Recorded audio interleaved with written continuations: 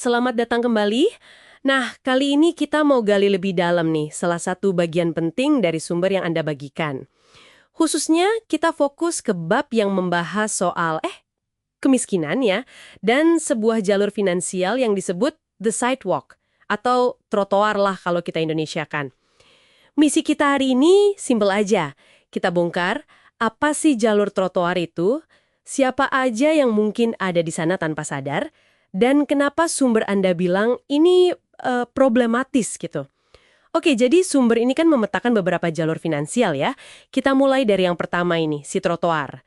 Sebenarnya inti konsep trotoar ini apa sih menurut bacaan Anda? Nah, ini yang menarik ya. Jadi, jalur trotoar ini ternyata bukan cuma soal penghasilan rendah atau tinggi. Bukan itu poin utamanya. Sumber Anda ini menekankan, ini tuh lebih soal, apa ya, pola pikir dan gaya hidup. Intinya, orang di jalur trotoar ini hidupnya ya buat hari ini aja, gak ada rencana finansial jangka panjang, gitu. Uang yang masuk, ya langsung keluar lagi. Buat apa? Ya buat kesenangan sesaat, barang-barang keren, pokoknya biar kelihatan oke lah. Dan yang parah, seringkali ini semua dibiayai pakai utang. Nah, mereka ini kejebak dalam apa yang sumber Anda sebut perbudakan gaya hidup. Wah, jadi bukan cuma soal hidup pas-pasan dari gaji ke gaji gitu ya. Ini bisa kena ke siapa aja dong. Termasuk yang gajinya gede.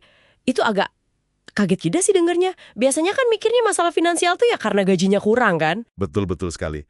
Sumber Anda ini jelas banget membedakan antara sidewalker yang memang penghasilannya rendah, yang kesulitannya kelihatan lah ya, dengan yang disebut sidewalker makmur. Nah, ini kelompok yang gajinya tinggi. Bisa atlet, seleb, profesional gitu. Tapi gaya hidupnya borosnya minta ampun. Ujung-ujungnya bisa bangkrut juga. Menurut sumber ini, ya sama aja nasibnya. Sama-sama kejebak di roda hamster pengeluaran tanpa pernah bangun kekayaan yang nyata gitu. Ada statistik yang dikutip juga kan di sana, misalnya median kekayaan bersih di AS buat usia 45-54 itu cuma sekitar $23.000. Dan itu belum termasuk rumah. Ini kan nunjukin betapa umumnya jebakan ini ya. Nah, ini nih bagian yang menurut saya pribadi paling nusuk ya dari bab ini, soal bedanya kekayaan sejati versus ilusi kekayaan. Ternyata bukan cuma soal punya barang mewah atau enggak ya. Iya, betul banget. Sumber Anda ini keras argumennya di poin ini. Kekayaan sejati itu, definisinya ada 3 pilar. Kebebasan, punya pilihan hidup, gitu. Terus, kesehatan, ya fisik, ya mental. Dan terakhir, hubungan, koneksi yang berkualitas dengan orang lain. 3 itu. Nah, ironisnya, kata sumber ini, justru ngejar tampilan kaya secara materi, itu malah aktif menghancurkan 3 pilar tadi. Contohnya, utang buat gaya hidup. Itu kan langsung membunuh pilar kebebasan ya. Ya kan? Terus stres mikirin cicilan, itu ngerusak kesehatan. Belum lagi gesekan soal uang di rumah tangga.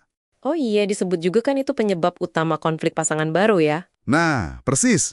Itu kan menghancurkan pilar hubungan. Jadi, ya kontraproduktif banget. Jadi pemicu utamanya, yaitu tadi, pengen puas sekarang juga. Nggak sabaran gitu ya. Persis. Jebakan perbudakan gaya hidup itu ya di situ letaknya. Kesenangan jangka pendek yang dibayarnya mahal, pakai konsekuensi jangka panjang. Terutama ya utang numpuk itu. Contoh paling gampang ya maksain beli mobil keren padahal cicilannya bikin cash flow bulanan megap-megap.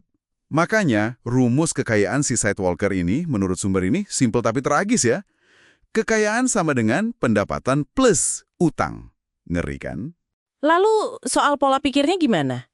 Bab ini kan juga nyinggung soal mentalitas keberuntungan versus tanggung jawab ya? Nah, ini poin krusial juga. Sumber ini kritik keras tuh anggapan kalau orang kaya itu cuma hoki atau beruntung. Kenapa? Karena pandangan itu mengabaikan adanya proses, pilihan sadar, dan kerja keras di baliknya. Lebih jauh lagi, dibahas juga soal mentalitas korban. Kecenderungan buat nyalahin faktor luar terus. Pemerintah lah, bos lah, ekonomi lah. Kayak contoh kasus pekerja Walmart si Eugene yang dikutip itu kan. Padahal, kata sumber ini, ngambil akuntabilitas, tanggung jawab penuh atas pilihan finansial kita sendiri, itu langkah pertama dan paling penting kalau mau keluar dari jalur trotoar.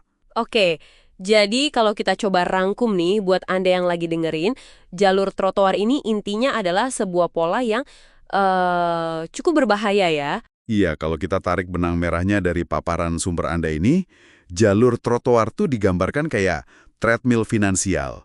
Lari terus di tempat, tapi nggak pernah sampai ke tujuan kebebasan finansial yang sejati.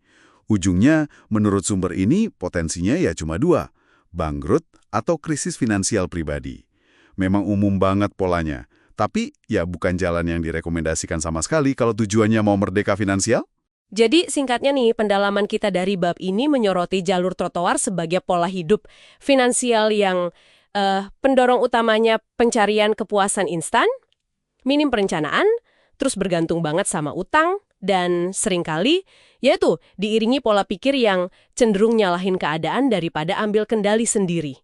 Dan kesadaran soal ini tuh penting banget ya. Seperti yang ditekankan sumber Anda, kita kan perlu kenal dulu nih, kita lagi jalan di peta yang mana. Baru setelah sadar, kita bisa putuskan perlu nggak nih ganti arah. Nah, sebagai penutup ini ada satu pemikiran buat Anda renungkan ya. Terinspirasi dari penekanan kuat sumber ini pada akuntabilitas atau tanggung jawab pribadi. Pertanyaannya gini, seberapa sering sih kita dalam keputusan finansial sehari-hari yang kelihatannya kecil ya, ternyata tanpa sadar kita bikin pilihan-pilihan ala trotoar, dan kalau memang iya, kira-kira apa ya dampak akumulatifnya buat perjalanan finansial jangka panjang Anda? Coba direnungkan.